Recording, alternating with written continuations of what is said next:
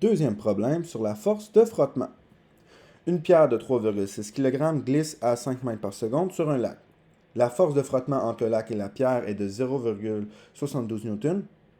Combien de temps la pierre permettra-t-elle à s'arrêter?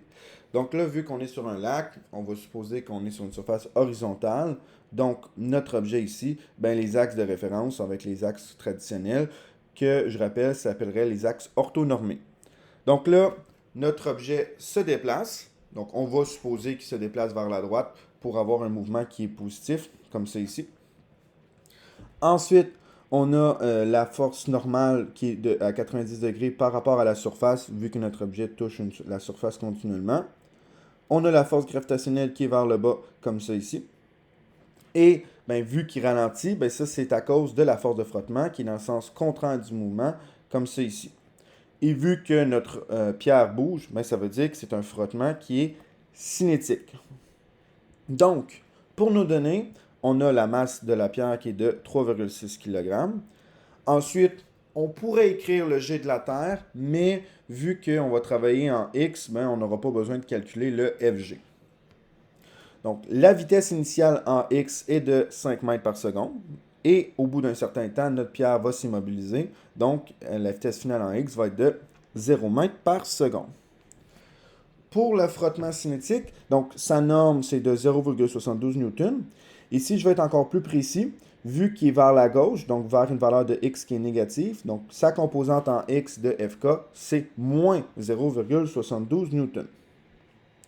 Et là, ce qu'on cherche, c'est le temps que ça prend pour que la pierre s'immobilise. Donc, pour trouver le temps, ben, on va avoir éventuellement besoin de l'accélération vu qu'il y a un changement de vitesse. Pour trouver l'accélération, ben, on va pouvoir utiliser la deuxième loi de Newton, qui est Fx qui est égal à max. Et ce qu'il faut avoir en tête, c'est que ben, la force résultante en x, ben, il y a juste la friction qui fait en sorte qu'il y a une force en x parce que la vitesse n'est pas une force. Donc, on va remplacer la force résultante en x par moins 0,72 N et la masse par 3,6 kg. Donc, je vais diviser par 3,6 kg de chaque côté. Et pour la réponse qu'on va obtenir, on va mettre l'unité de mesure en mètres par seconde carré, comme ça ici, parce qu'on va calculer des vitesses ensuite, même si on pourrait mettre en newton par kilogramme, mais c'est moins pertinent pour la suite du problème. À noter qu'il faut absolument que la valeur soit négative de l'accélération, vu que notre objet, ben, sa vitesse diminue.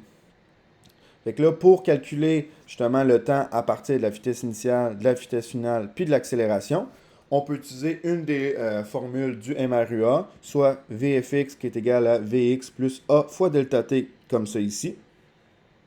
Donc, on remplace nos données en mettant toujours les unités de mesure. Puis là, ce qu'on va faire, c'est qu'on va isoler la partie qui est là en faisant moins 5 mètres par seconde, comme ça ici. Et pour isoler le temps, je vais diviser par moins 0,2 mètres par seconde carré, ce qui va me donner un temps de 25 secondes. Un rappel que le temps est toujours une valeur qui est positive.